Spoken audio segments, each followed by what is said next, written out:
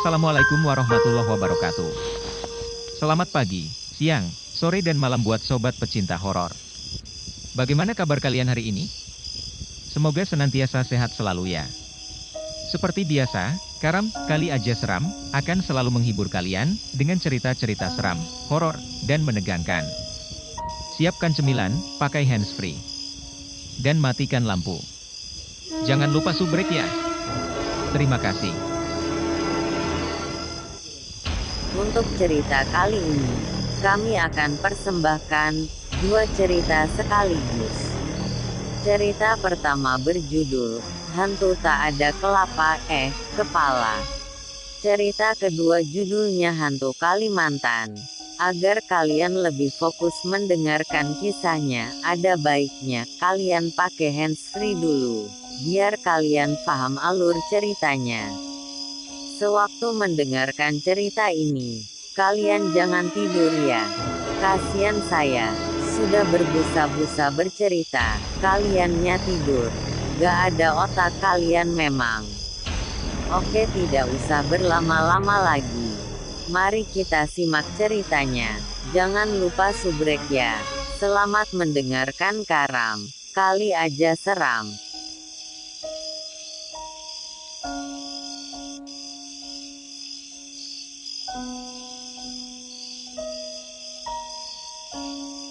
Dulu mungkin dari banyaknya pengalaman yang kualami, ini adalah pengalaman yang belum bisa kulupakan sampai saat ini.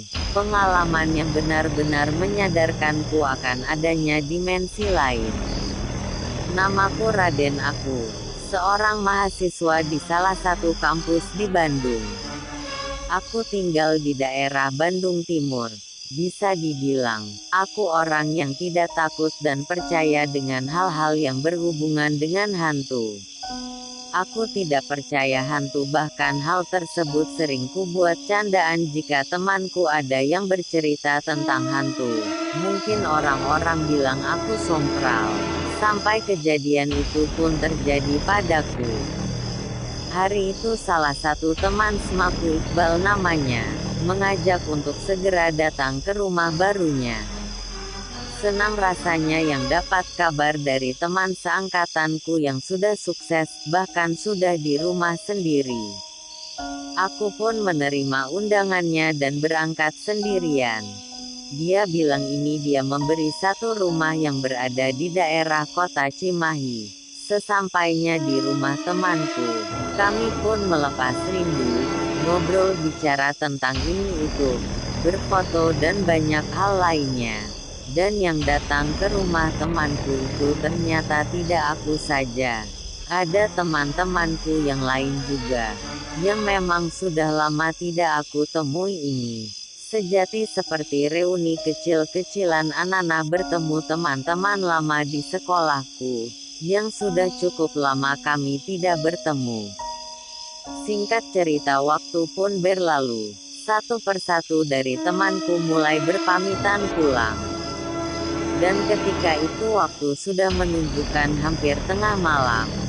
Beberapa temanku pulang menggunakan mobil dan ketika itu hujan sudah mulai turun.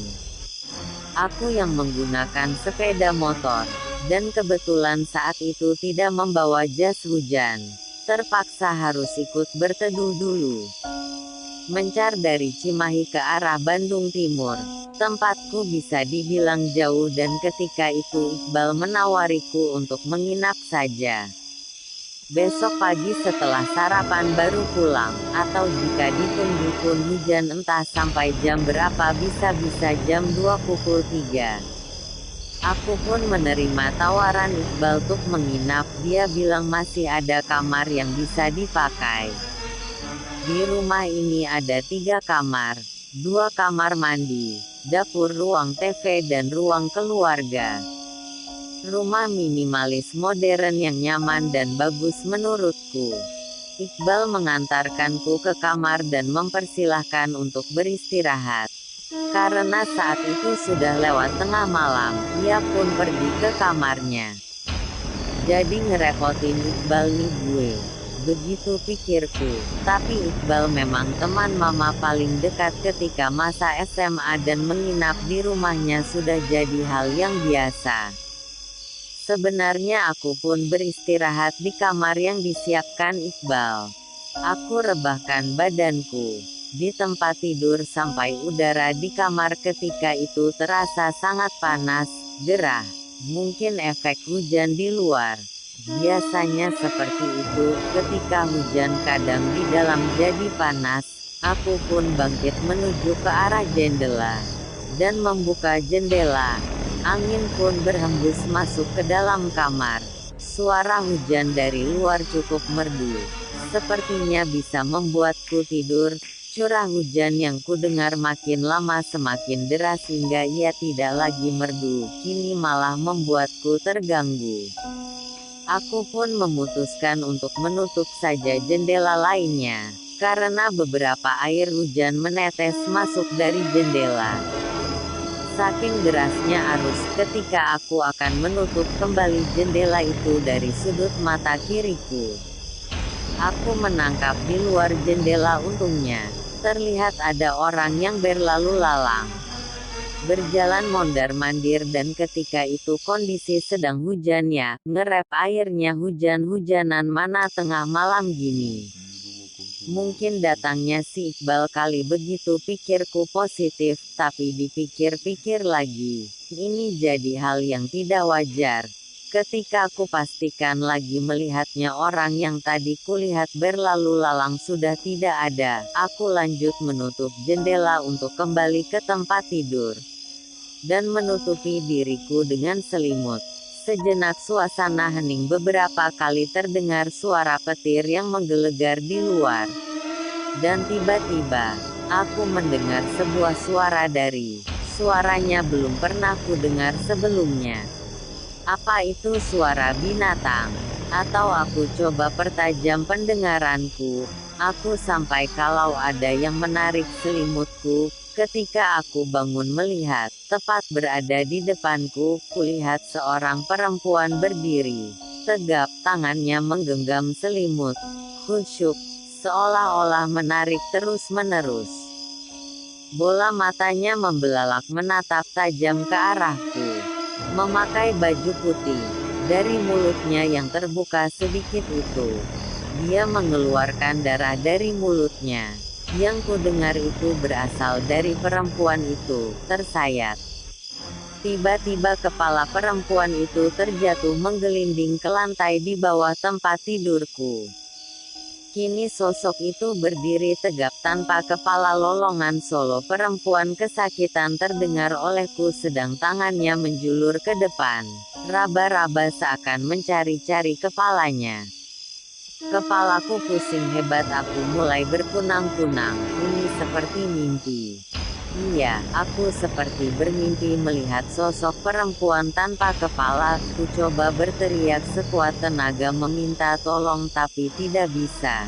Sampai akhirnya semua pandanganku gelap dan ketika aku sadar bahwa sudah ada Iqbal yang berada di sebelahku, wajahnya kagetnya panik dan kini berusaha menenangkan. Karena aku bilang kenapa? Apa yang terjadi? Katanya aku meraung menangis kesakitan dan terdengar sangat kencang sampai kamarnya. Aku pun ceritakan apa yang kualami. Dan kulihat anak dan aku yakin itu bukan mimpi.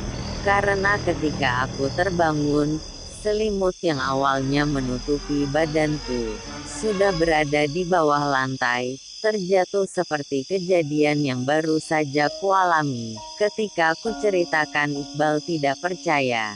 Pagi itu pun aku pulang 1 minggu kemudian tiba-tiba Iqbal meneleponku. Dan memintaku untuk datang ke rumahnya. Ketika aku datang dia menceritakan bahwa dia juga melihat sosok hantu tanpa kepala di rumah itu yang terpantul dari cermin ketika ia berada di kamar mandi. Kami pun mencari tahu dulu tempat tinggal Iqbal itu bekas apa. Tidak banyak informasi yang akhirnya kami dapatkan.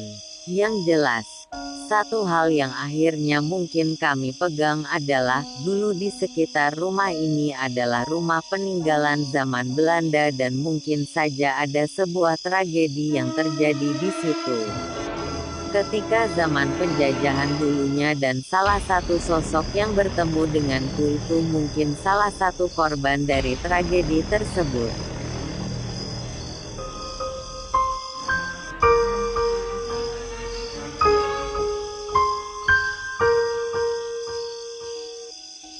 Cerita kedua ini judulnya, Hantu Kalimantan.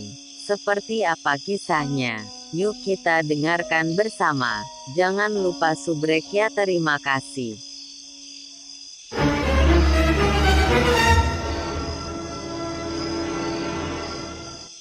Cerita ini berjudul Hantu Kalimantan. Sebelum bercerita saya minta maaf dulu kalau ada kata yang tidak enak atau kurang sopan dan kalau ada tulisan yang kurang. Saya ingin cerita tentang kisah saya sendiri. Pada tahun 2005, saya ikut kakak saya kerja di perdesaan. Mungkin ada yang tahu atau udah ada yang pernah ke Kalimantan. Kalau desa di sana itu kan jauh-jauh dari satu desa ke desa yang lainnya, itu jaraknya lumayan jauh. Singkat cerita, minggu pertama saya di desa itu semua baik-baik saja seperti biasa. Menjalankan 3 minggunya saya mulai merasa aneh, kok orang di kampung ini makin sepi, kata hati saya. Jadi saya waktu itu disuruh ama kakak beli sayur dan minyak goreng ke kampung yang di ujung itu, perjalanannya 4 jam lebih baru sampai. Ya udah saya jalan. Terus saya ambil senter sama golok kecil buat jaga-jaga aja. Maklumlah banyak lewat hutan rimba lagi. Sore jam 3-an gitu. Setelah itu saya berangkat. Saya jalan hampir di pertengah perjalanan. Tiba-tiba saya mendengar ada suara orang berjalan. Saya tengok ke belakang tapi gak ada siapa. Ya udah saya pun lanjut jalan lagi. Tidak berapa lama ada lagi suara itu tapi disertai dengan tangisan. Awalnya saya agak takut tapi saya beranikan diri untuk menoleh ke belakang lagi. Setelah saya menoleh gak siapa. Di situ saya merasa ketakutan dan heran dalam hati saya. Bertanya siapa dan apa yang ngikutin saya. Ya udah. Saya pun lanjut jalan lagi. Pas dekat kampung sekitar setengah kiloan gitulah, tiba kaki saya rasanya berat. Mau melangkah itu rasanya ada yang nahan, jadi saya paksakan diri buat tengok ke belakang. Pas saya tengok saya pun kaget ngeliat sesosok makhluk yang sangat menyeramkan. Matanya merah, rambutnya panjang, giginya panjang dan tangannya juga panjang. Saya teriak sekuat-kuatnya, saya minta tolong tapi gak ada satu orang pun ikmen dengar. Mau lari gak bisa, jadi saya baca ayat suci Al-Quran. Apa yang saya tahu itu yang saya baca atas pertolongan Allah. Alhamdulillah kaki saya udah merasa ringan dan saya lihat ke belakang, makhluk itu udah gak ada lagi. Itulah cerita singkat saya.